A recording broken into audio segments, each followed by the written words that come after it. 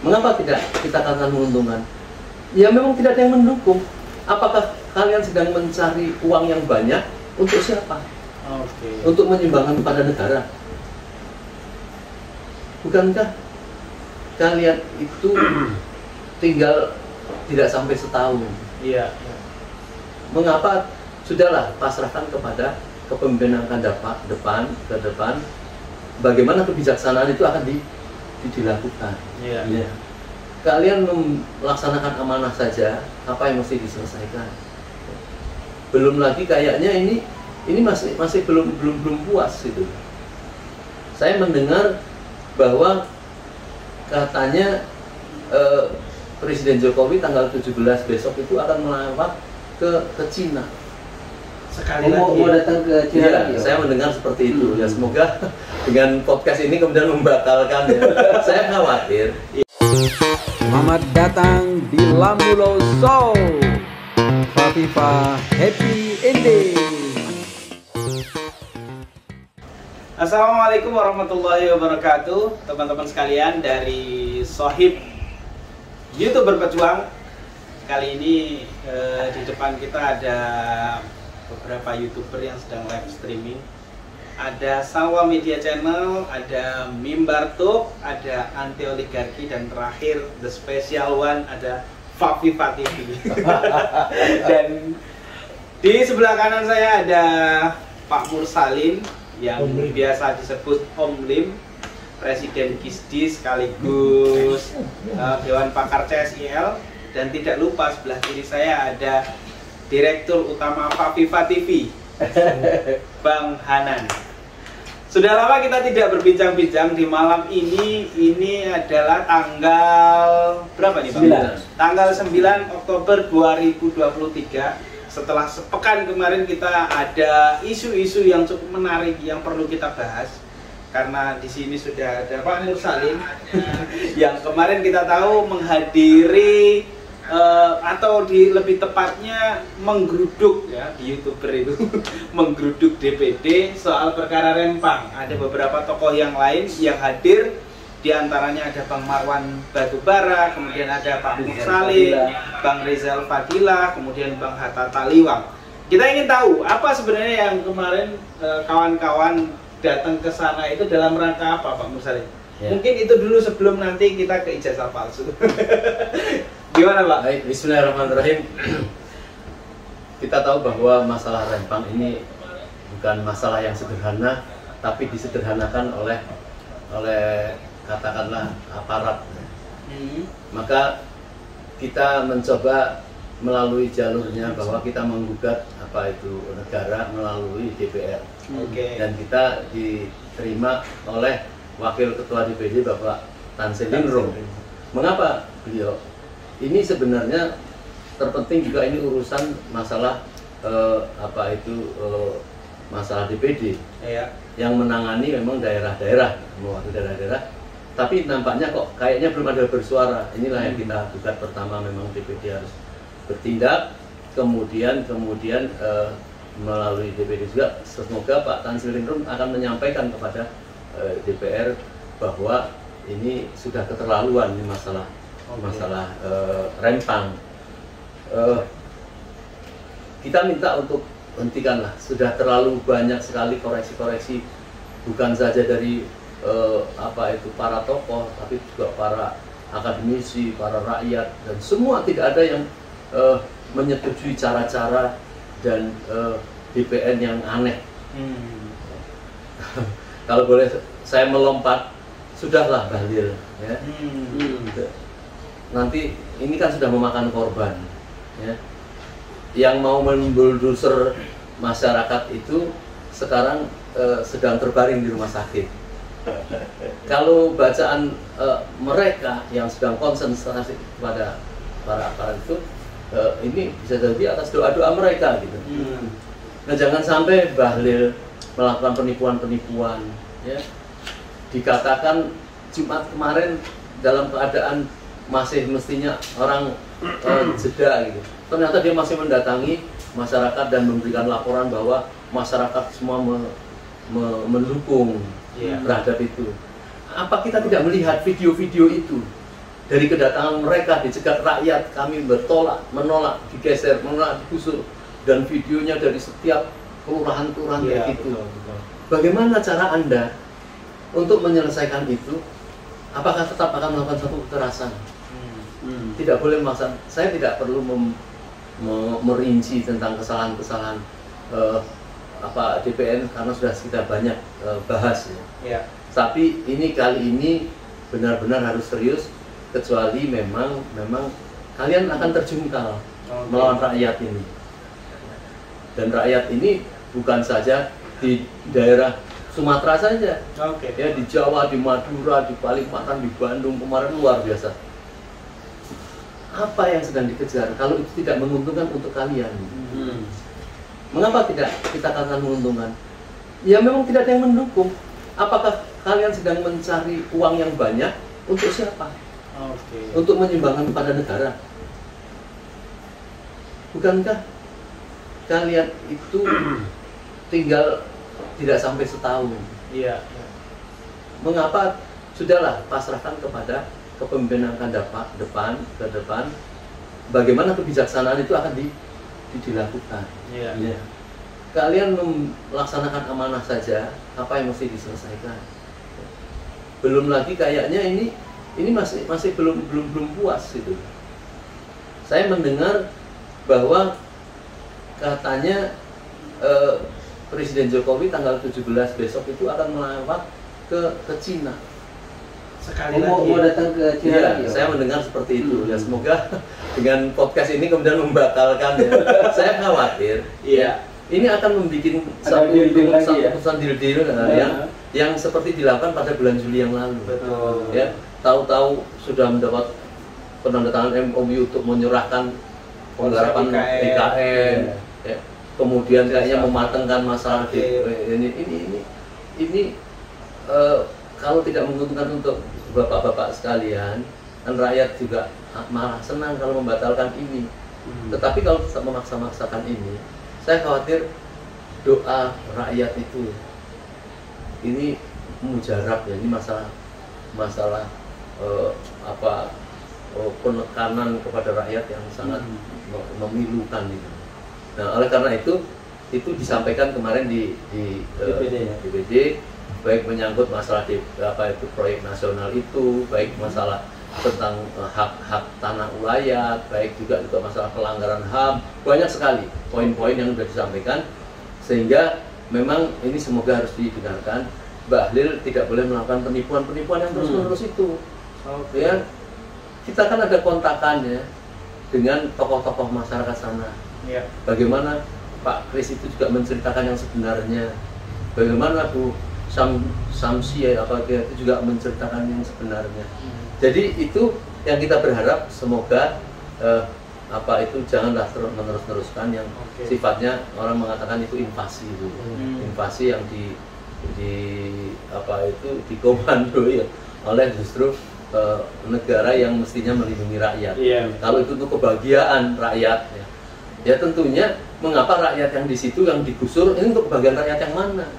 Mestinya rakyat situ yang digembirakan, dibikinkan sesuatu yang menyenangkan. Ini tanah kalian, dibikinkan sertifikat lah. Iya. Seperti janji Pak. Jadi hati-hati, ini berikutnya yang paling berbahaya ini adalah Bapak Mahfud. Yang dia mengatakan ini bukan penggusuran tapi pengosongan. Ini kan membolak-balikkan fakta ya. Beliau kan orang hukum lah ya. Orang hukum dan tahu tidak pantas lah seperti itu. Saya kira mungkin itu. Saya potong sedikit Om. Kebetulan kemarin kan banyak sekali kita live, termasuk Pak Pipa juga live ya kemarin di DPD itu. Dan jujur ada satu komentar yang masuk di waktu live. Berterima kasih bahwa petisi 100 telah hadir ke DPD, ya kan, telah hadir ke DPD RI untuk menyampaikan aspirasi tentang rakyat yang ada di Rempang. Dan dia bilang, kapan nih DPD RI atau petisi 100 mau datang ke Rempang? Apakah ada wacana? Ya, kita melihat secara strategis karena menghabiskan waktu dan justru nanti dikira memprovokasi. Kita menghormati banyak teman-teman Misalnya dari Partai Umat dia sudah mendirikan posko, yaitu untuk konsultasi ya. hukum. Iya. Dan hari ini tadi kayaknya memulai konferensi pers mengatakan mau melakukan class action. Saya kira bagus. Jadi walaupun atas nama Partai Umat, tapi itu harus didukung oleh seluruh rakyat, bahwa siapa saja yang duluan, kalau misalnya ada yang kepengen melakukan class action juga, ya, dengan menghadirkan tokoh-tokoh sana, menceritakan betul tentang latar belakang seperti itu bisa tampak ya kebohongan itu, dan apa itu cara-cara berinvestasi yang tidak elok. Ya. Mengapa tidak elok? Karena ini kan berbahaya, ya. Jelas-jelas mengosongkan sesuatu pulau, menghadirkan orang baru dengan mendirikan sesuatu, ini kan seperti kayak membuat sebuah negara, ya. Kalau memasukkan apa-apa sana kan sudah nggak ada kontrol. Betul. Apakah ada pernyataan dari pemerintah, oh tapi tetap dalam kontrol kita? Tidak ada yang seperti itu. Ini yang menyebabkan apa itu ini aneh gitu loh. Jadi belum berbicara tentang keamanan negara, tahu-tahu sudah membuat seperti kayak gitu. Oke. Jadi itu.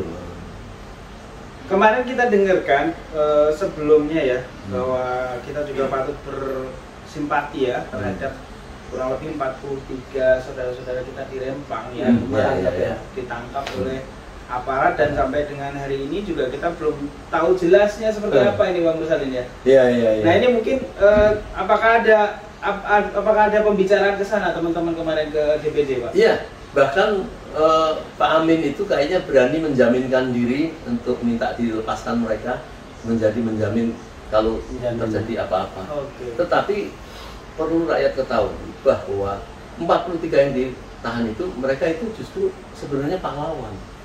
Ya kan, orang yang berani membela rakyatnya melawan aparat untuk menzolimi rakyat mereka, ya. Tidak banyak. Pada saat 10 November hari pahlawan terjadi suatu pertempuran itu, yang berani kan orang-orang yang berani saja. Betul. Ya kan, rakyat yang berani. Yang tidak ikut kan berarti kan nggak berani. Bahwa mereka ditangkap itu rakyat harus merasa, terutama rakyat Rempang harus merasa betul-betul tidak bisa tidur lah dengan ditahan mereka. Nah, saya kira inilah karena pemerintah sudah mengakui, tapi mengakuinya ini cuma salah prosedur. Padahal menurut kita ini adalah salah secara strategis dan secara meyakinkan kesalahan itu. Nah, maka apa yang dilakukan oleh mereka yang ditahan itu harusnya mereka dilepaskan. Dilepaskan dan tidak perlu diapa-apakan. Misalnya dikatakan, oh ini bukan orang sini, tapi orang Indonesia kan. Betul. Yang merasa prihatin terhadap itu kan bukan orang situ saja, kan orang Madura, ya, orang Kalimantan. Betul. Ini kalau tidak baik-baik, ini akan merembet kepada penolakan rakyat Kalimantan terhadap IKN. Oh berarti kita juga akan digituin. Ini akan seperti itu. Nah, maka ini tidak menguntungkan, ya, terutama bagi Bapak Presiden yang sedang menghadapi sambutlah rakyat yang menunggu mau pendaftaran Pilpres tanggal 19 Oktober gitu loh. Ya kan, mestinya digembirakan. Rakyatnya kan banyak, ya. Dan banyak, bukan banyak lagi ya, di mana-mana, dan itu mestinya dimuluskan, biar digembirakan. Dia akan dihormati. Tapi kalau terus kemudian mencari sesuatu yang menghambat, apalagi membatalkan penjatuhan rakyat yang sudah menunggu dengan sabar, ya nanti akan menjadi efek tidak baik terhadap rezim.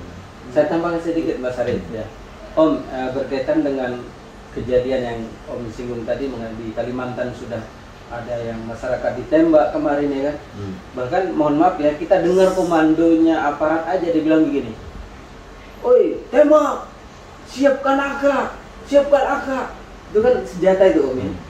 Bayangkan aja, ini rezim seperti apa ini, kok rakyat kok mau ditembak itu. Dan itu di video ada Om, udah korban yang kalau nggak salah satu ya Mas Arif, sudah tewas satu, kemudian yang sampai bolong. Itu kan udah pasti itu peluru kan yang peluru tajam, bukan peluru karet. Gimana pandangan Om ini? Ya, jadi sekali. Namanya tentara itu kan dia hanya menerima komando gitu. Jadi yang salah ini adalah cara-cara penguasa menjelaskan kepada aparat. Mungkin dulu kan pernah kan kalau presiden mengatakan kejar mereka, tembak mereka gitu. Kalau lawan perlu didor gitu.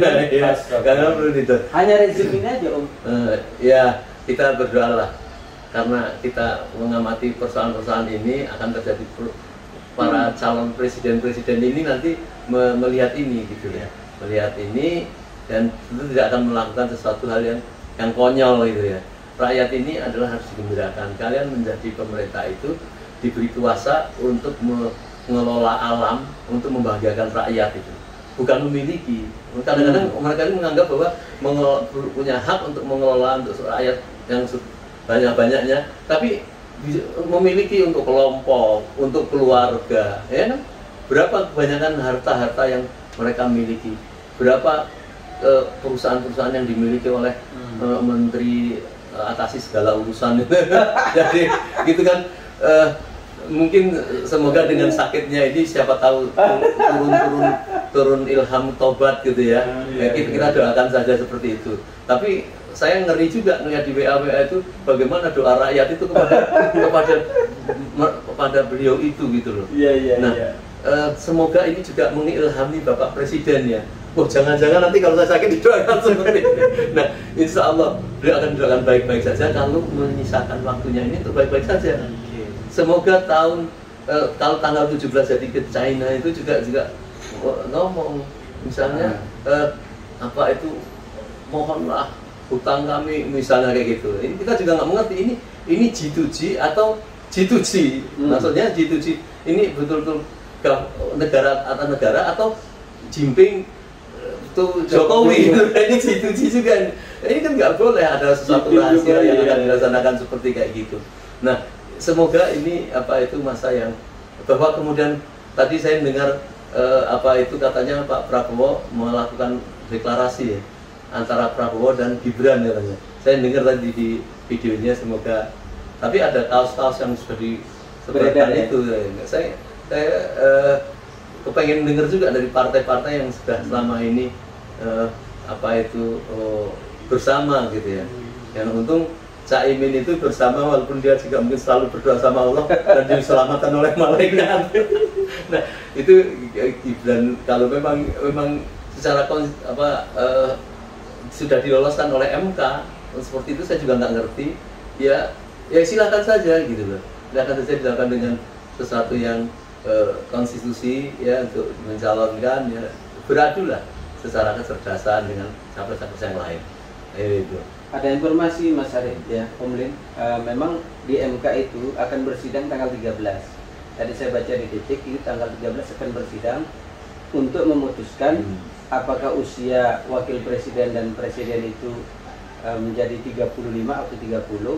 Itu putusan tanggal 13. Tapi isu yang beredar ini sudah putus usia 30. Artinya memang beredarnya Prabowo dengan Gibran ini ada kemungkinan besar. Ya, dipasangkan. Ya, rakyat ini sudah cerdas ya, dan kita nggak perlu takut juga lah ya.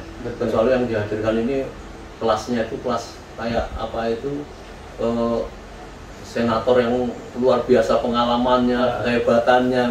Ya orang baru latihan bicara ya, termasuk Kaisang itu tahu-tahu bisa menjadi ketua partai, itu kan menghinakan partai PSI, atau PSI sudah merasa selesai, saya sudah dibeli partainya, misalnya gitu. Ini karena Pak Jokowi ke depan itu dalam membangun kekuasaan dinasti membutuhkan sebuah partai, karena kok PDI nggak bisa dikuasai, kemudian membangun partai itu, ya nggak ada masalah lah ya.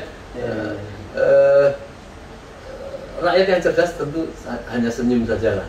Tetapi kalau dia melakukan satu kecurangan, melanggar-langgar, ya pasti akan diperangi oleh rakyat itu. Kalau melihat dinamika itu, kira-kira optimis nggak Pak Mursalin? Kalau ini kan kita lihat dinamika politik ini makin lama ini, semakin akhir masa jabatan Presiden Jokowi ini nampaknya dalam tanda kutip ya, ada persiapan menuju akhir itu. Contoh misalnya, semua anak mantunya bahkan yang cowok-cowok itu masuk politik semua. Ya. Baik dari mantunya Bobi, kemudian Gibran, dan terakhir ini jadi langsung jadi ketua PSI. Apakah quote and quote ini menunjukkan bahwa Presiden Jokowi ini sedang menyiapkan diri supaya aman ke depan, sehingga menyiapkan langkah-langkah atau jembatan-jembatan yang aman untuk kedepannya. Kira-kira gimana? Ya, ini kan masalah pemahaman orang memahami tentang kehidupannya. Ya. Kalau orang yang kita ya sebagai seorang muslim beragama yang baik gitu ya. Kalau mereka merasa mempunyai suatu visi konsep yang bagus untuk menjadikan negara bagus, dia sehingga berusaha untuk membuat dinasti keluarga karena kami mungkin makmuran rakyat menolong, itu sih monggo-monggo saja. Tapi kan tidak ada track record untuk itu. Kita tahu kalau mereka itu ya seperti itu. Jangankan gitu, Pak Jokowi saja ijazahnya aja digugat gitu loh. Nanti mungkin silakan cerita yang tadi kan kita artinya meragukan beliau itu adalah pernah menyelesaikan S1 di Fakultas Kehutanan di UGM pada tahun itu, kan diragukan itu. Faktanya tidak berani menunjukkan ijazah yang sudah terlanjur dikadungkan karena sudah banyak sekali dibongkar tentang kepalsuan foto dan lain sebagainya. Jadi mau membangun dengan apa? Yang ada sekarang ini negara ini seperti itu. Kalau saya boleh membacakan ya, kalau ada waktu ya, sedikit ini misalnya kita yang di PD kemarin ini salah satu tulisan dari tim 100 ini ada Bang Hatta Talibang mengatakan kesebelasan oposisi kalah 11-0. Maksudnya artinya rakyat ini sudah banyak kalah set pada Jokowi dalam kosong ini. Kosong. Nah, ini baru 11 yang dia sampaikan. Pertama, 1, menjebak rakyat terlibat dalam hutang berkepanjangan urusan kereta api cepat Bandung. Yang kedua, memindahkan ibu kota tanpa pikir panjang dampak keamanan militer dan lain sebagainya. Ketiga, membuat utang hingga di atas 100% di atas PDB. Itu menurut Miftahun. Keempat, memprioritaskan pembangunan infrastruktur yang dianggap sebagai order RRC dan kaitan di kelancaran aliran produksi barang-barang Cina, yaitu misi obor. 5, menyerahkan banyak kekuasaan kepada LBP yang tidak mendapat mandat langsung dari rakyat. 6, membiarkan nepotisme, dinatisme berlangsung di depan mata kita-kita, anak-anak, menantu ipar, padahal itu musuh reformasi. 7, melahirkan kekuasaan penjabatisme berkepanjangan tanpa mandat rakyat. 9, masalah COVID. 10, membiarkan aparat hukum melakukan politik pilihan tersangka sementara terduga tersangka diingkari kekuasaan. Kemudian ke-11, khusus terhadap Islam dilakukan politik pecah belah, kriminalisasi dan sebagainya. Dan 11 untuk Jokowi, angka 11 sesuai jumlah pemain dari sebuah kesebelasan sepak bola maksudnya. Nah, jadi ini meledekkan, tapi sebenarnya catatan rakyat itu banyak sekali hal-hal yang dia melanggar satu hal yang sangat itu. Ijazah palsu belum masuk. Ini kan sebenarnya Selamat datang di Lambulo Show. Fafifa Happy Ending.